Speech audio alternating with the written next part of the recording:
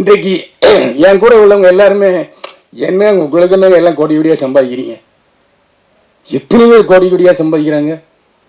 ஒரு 8 பேர் இருக்குமா, இல்லை 10 பேர் இருக்குமா? மீதி இந்த தொழில் நம்பி இருக்கிற லட்சக்கணக்கான பேர், அவங்கள பற்றி யாருக்கும் தெரியாது. ஏன்னா இவங்க தான் வெளிநாட்டுக்காரில் பயணப்படுறாங்க. இந்த நடிகர்களுக்கு எவ்வளோ வெளிநாட்டுக்காரு நாம தான் போட்டுக்கிட்டு இருக்கோம். எதுக்கு சொல்கிறேன்னா, தயவு செய்து இந்த ஒரு வருஷம் தேர்தல் வருது, இந்த நேரத்தில் தட்டினா தான் திறக்கும். ஏன்னா பத்திரிகைக்காரங்கிற முறையில் நிறைய பேர் கொஞ்சம் பயந்துக்கிட்டு இருக்காங்க. சினிமாவில் தமிழ் மலையாள சினிமாவில் பயங்கிறதே கிடையாது, எல்லாம் சேட்டா தான். இவரே மோகன்லாலே போய் எழுந்து அந்த சோறு வாங்குறாரு, கூட்டு வாங்குறாரு, மோர் வாங்குறாரு. நம்ம நம்ம ஹீரோஸ் யாருன்னா அப்படி பண்ணுவாங்களா? அண்ணே அது தப்புண்ணே.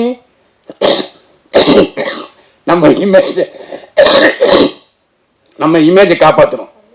அந்த மாதிரி போலியாகவே நம்ம வாழ்ந்துட்டு இருக்கோம். தயவு செய்து இந்த ஒரு வருஷத்துல கேட்டா தான் அடுத்த 5 வருஷமாவது நீங்க வந்து வரி விலக்கு பெற முடியும்.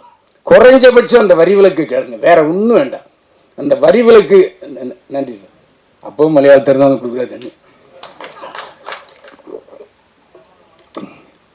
எதுக்கு சொல்றேன்னு சொன்னா, இந்த ஒரு வருஷத்துல நீங்க கேட்டா தான் நமக்கு கிடைக்கும். அதுல எந்த வித சந்தேகமே இல்லை. அதை ஞாபகத்தில் வச்சுங்க.